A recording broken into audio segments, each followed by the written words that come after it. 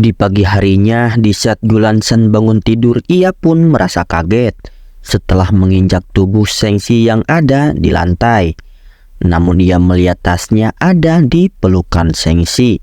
Gulansan yang hendak mengambil tasnya, seketika Sengsi pun bangun dari tidurnya. Alhasil mereka berdua pun tak sengaja melakukan bercocok mulut, guys. Kejadian tersebut membuat Gulansan menjadi kepikiran terus-menerus di saat kerja. Kemudian Pak Su menghampiri lalu mengatakan bahwa perusahaan kita ini akan mengadakan wawancara perdana pertama. Tamu yang akan diundang nanti mungkin adalah Pak Sengsi, grup dari perusahaan Sengs. Mendengar hal itu membuat Gulansan terkejut. Sementara itu Yesi menelepon pihak grup Seng untuk mengundang Pak Sengsi mengikuti wawancara majalah SH. Namun bawahan Sengsi langsung menolaknya. Di sisi lain, Panhu yang mendengar itu dia pun menyarankan agar tidak menolak dulu tawaran tersebut.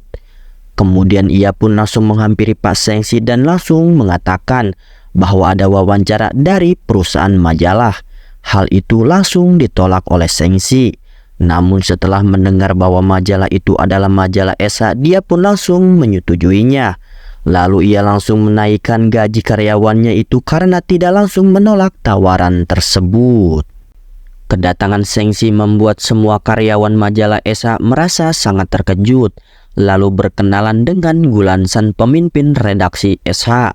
Dan kalau kalian masih tidak ingat, saya ingatkan lagi bahwa Gulansan dan Sengsi itu menutupi pernikahannya karena suatu hal. Sementara itu Gulansan mengajukan pertanyaan ini untuk Pak Sengsi. Namun Pak Su melihat pertanyaan tersebut, ia pun langsung menolaknya.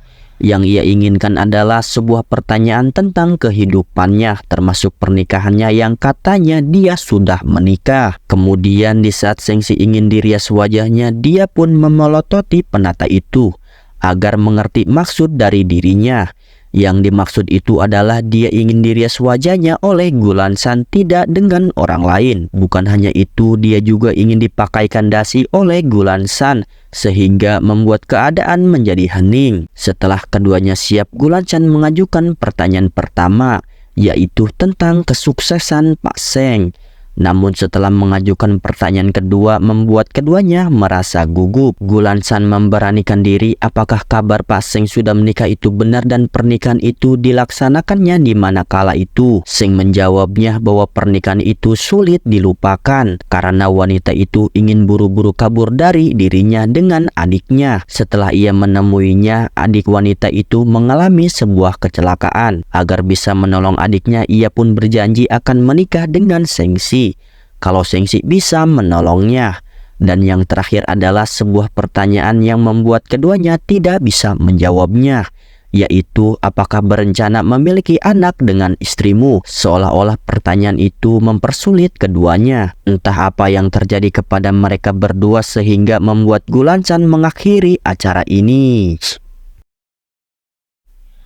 Pertanyaan terakhir tersebut membuat keduanya kepikiran satu sama lain di saat berada di rumah. Lalu kita diperlihatkan kilas balik ke masa lalu dari Sengsi, yang dimana kala itu Gulansan melakukan sebuah operasi aborsi terhadap bayinya. Kejadian itu membuat Sengsi merasa khawatir. Di pagi harinya terlihat Pak Lu Yipan memiliki sebuah masalah dengan Sengsi sehingga membuatnya emosi seperti ini. Masalah tersebut adalah terkait bisnis mereka berdua, di mana Sengsi ini sudah mempermainkan Pak Lu Yipan. Masalah tersebut sudah biasa di kalangan para pebisnis. Di sisi lain, Gulansan memberikan sebuah hadiah gelang kepada kakaknya. Gelang tersebut adalah buatan langsung dari dirinya untuk sang kakak tercinta. Kemudian Ibu Gu datang dan ingin membicarakan suatu hal dengan Gulansan. Ibu Gu menegaskan bahwa dia tidak ingin Gulansan tampil cantik seperti ini di acara tunangan NN, jadi dia harap Gulansan jangan berbuat macam-macam. Jika tidak melihat buku harian Gulansan sebelumnya, dia tidak tahu di balik muka polos ini ada pemikiran kotor seperti itu. Jadi di sini kita tahu bahwa Ibu Gu sudah mengetahui bahwa Gulansan menyukai Hangsi. Di acara pertunangan ini, Hangsi memberikan sebuah hadiah buat NN, yaitu mengundang ahli piano yang dari dulu NN kagumi. Orang tersebut bernama Zilang, lalu mengajak NN untuk berkolaborasi bersama.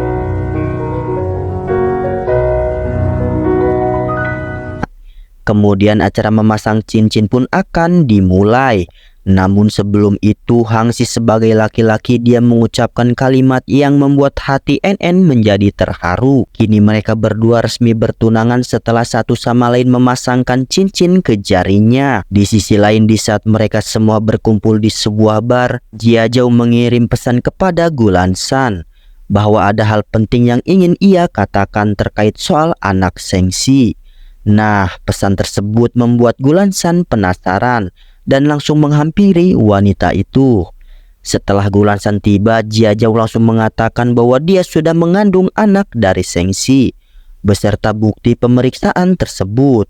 Dengan rasa tidak percayanya, Gulansan langsung merobek kertas tersebut dan langsung pergi. Sementara itu di sisi lain, Sengxi terkena tantangan dari permainan tersebut. Tantangan itu adalah ungkapan cinta menyentuh kepada Gulansan. Gulansan yang sudah datang, Sengxi segera bersiap-siap untuk menyatakan perasaannya. Namun Gulansan yang sudah mengingat Jia Zhao hamil, dia pun langsung pergi dari sini.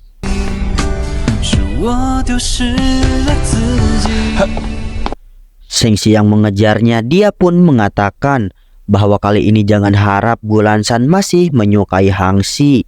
Pada dasarnya Hangsi sekarang ini akan menjadi kakak iparnya. Sambil mengatakan itu, Sengxi langsung menyosornya. Masih kepikiran tentang Jia Zhao yang sedang hamil oleh Sengxi, Gulansan malah menggigit bibirnya Sengxi, lalu menegaskan dengan siapa kau terlibat gosip tidak ada urusan dengannya. Namun jika kau memiliki anak di luar sana, bukan hanya aku, tapi seluruh martabat keluarga kalian akan dipermalukan habis. Tidak mengerti maksud dari istrinya itu, dia langsung mengingat wanita yang selalu menginginkannya alias Jia Zhao. Dengan kemarahannya itu, dia langsung menyalip mobil dari Jia Zhao, lalu mengatakan berani-beraninya kau memfitnahku dan menindas istriku. Dan di hari ini juga Sengxi tidak ingin melihat muka dari wanita ini lagi. Lalu di sini kita kilas balik ke masa lalu, bahwa faktanya ibuku ini hanya memperalat Gulansan saja. Untuk mendapatkan investasi, dia tega menikahkan Gulansan dengan Tuan Mudawang yang sudah mencelakai 3 istrinya. Karena sudah mengetahui ibuku selalu menindas Gulansan, dia pun memakai sebuah cara untuk menikahi Gulansan, yaitu meniduri Gulansan di saat Gulansan lagi tidur. Karena itu juga dia ingin Gulansan segera keluar dari keluarga ini. Untuk menyerahkan Gulansan kepada dirinya, Sengxi rela membayar 50 juta yuan. Kembali ke masa sekarang, di mana kini Sengxi sudah memutus kontrak kerjasama dengan Jia Zhao karena ulah tersebut. Kemudian Luinan datang dan ingin mentraktir Sengxi dan Panhu untuk menonton film pertamanya.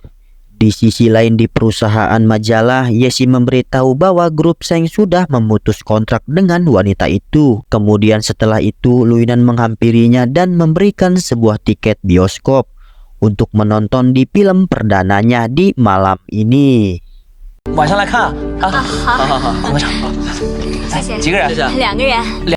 Singkat cerita, di saat tiba di depan bioskop, Gulansan malah masuk ke ruangan 4, bukan ke ruangan 3.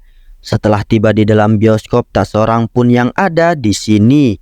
Apalagi dia salah masuk ke ruangan tersebut. Harusnya dia menonton film horor yang diperankan oleh Luinan, tetapi dia ini malah menonton film drama.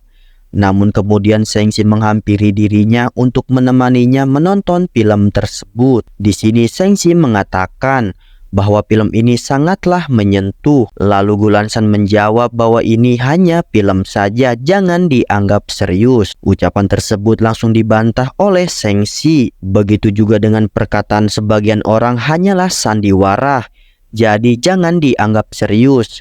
Nah, ucapan ini dituju bahwa Jia Zhao hamil hanyalah sandiwara semata.